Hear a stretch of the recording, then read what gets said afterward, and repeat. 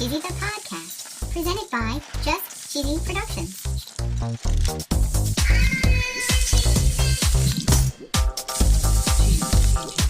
Hi there, I'm your host, Fondue. In this week's episode, we're going to talk Christmas cheese traditions. Christmas. We talk queso y bola in the Philippines. Yum. We talk Christmas cake and the ceremony of cheeses in the UK. Wow. We talk cheese balls in the US. Oh, yeah. And we get a Quebec cow update. Cows. And of course, no episode would be complete without our very cheesy joke. Joke. Stay tuned for Season 2, Episode 32 of Just Cheesy the Podcast.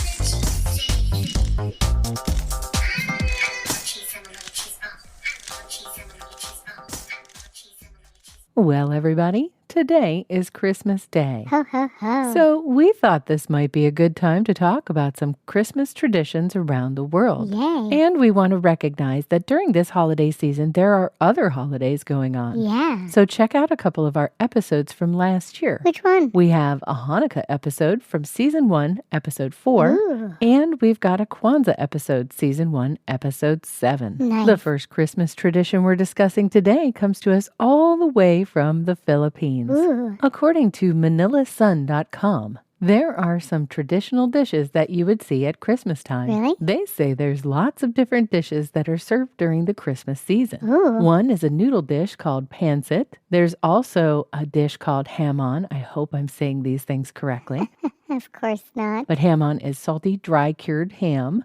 Pan Ooh. de sal Oh, no. is a fluffy traditional bread roll, Ooh. and it's served with coffee or even ice cream. Ooh. It says there's something called ensaimadas, which are pastries similar to brioche. Nice. There's, I'm going to butcher this, Of course. bibinka, Ugh. which is a sweet rice cake baked in banana leaves. Yummy. But the one that we're most interested in is queso de bola. Ooh. And the literal translation is ball cheese or ball of cheese. Cheese. But the tradition of queso de bola goes all the way back to the 1600s. Holy cow. And even though queso de bola is considered a Filipino dish, it actually stems back to the Dutch. Of course. The Dutch were at war with the Spanish in the 1600s, and they had naval battles near the Philippines. Oh, no. The Dutch and the Filipino people actually traded secretly during this time. Whoa. And if you saw this cheese, you'd know that it looks pretty familiar. It does. In the Philippines, it's queso de bola. Yeah. In Belize, it's called queso de cavalera. Yeah. It's also called queso de Colorado. Okay. In Mexico, it's called queso Hollandes. Ooh. In Indonesia, it's called keju idam. Oh. And of course, we're talking about a town in the Netherlands where this cheese originated, and it's called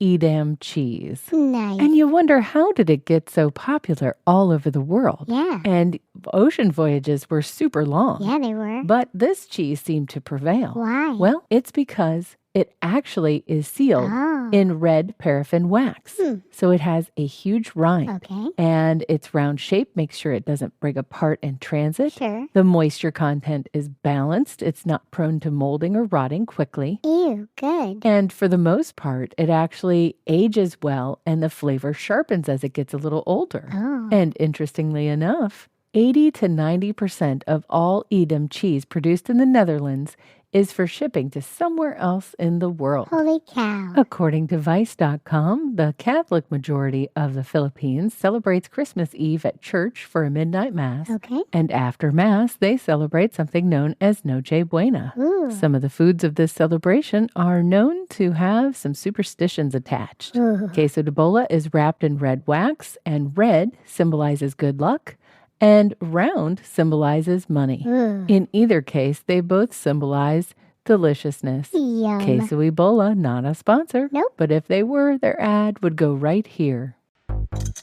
Have you ever wanted to listen to the web? Yeah, Well, Newsly makes that possible. they do. They're an all-in-one audio super app for iOS and Android. Super app. You can listen to trending articles on the web on topics that you choose and get them read to you in a natural human voice. What kind of topics? Sports, Cheese? tech, business, science. Cheese? I'm sure there's even cheese. Yay! They even have an entire section for podcasts. Are we there? Of course we are. Ooh. It's one of my new favorite podcast apps. They even have digital radio. Holy cow. Just go to www.newsly.me to download it free. Whoa. Or use the link in the description.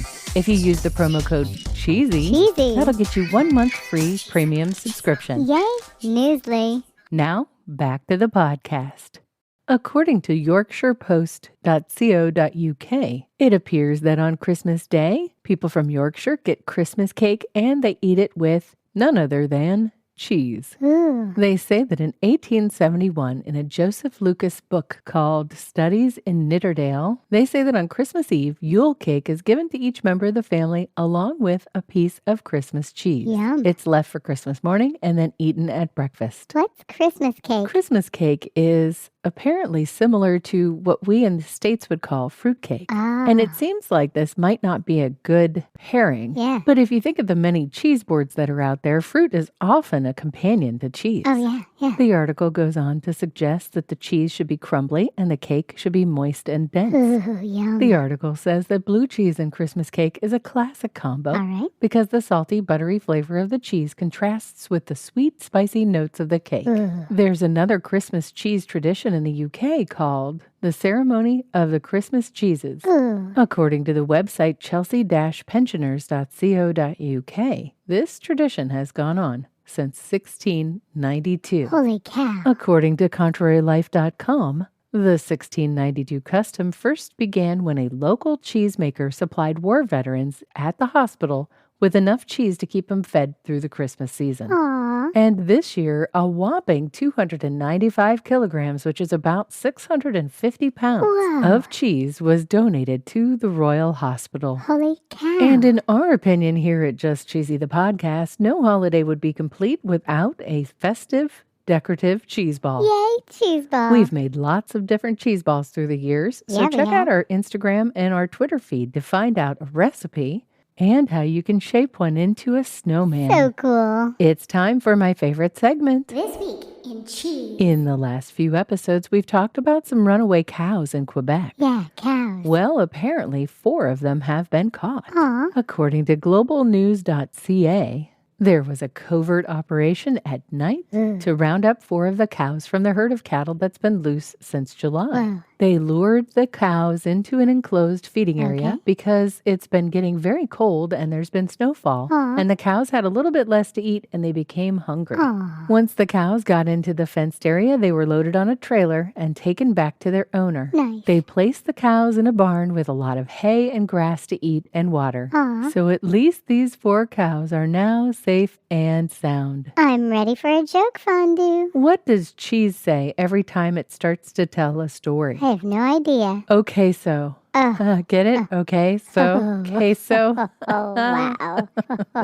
It's so bad. It was oh so bad Yep. and a little bit cheesy. Thanks for listening to Just Cheesy the Podcast, Season 2, Episode 32. Thank you. Merry Christmas to all of those who Merry celebrate. Christmas. Happy Hanukkah. Happy Hanukkah. And Happy Kwanzaa. Happy Kwanzaa. Enjoy this holiday season. Stay cheesy, everybody.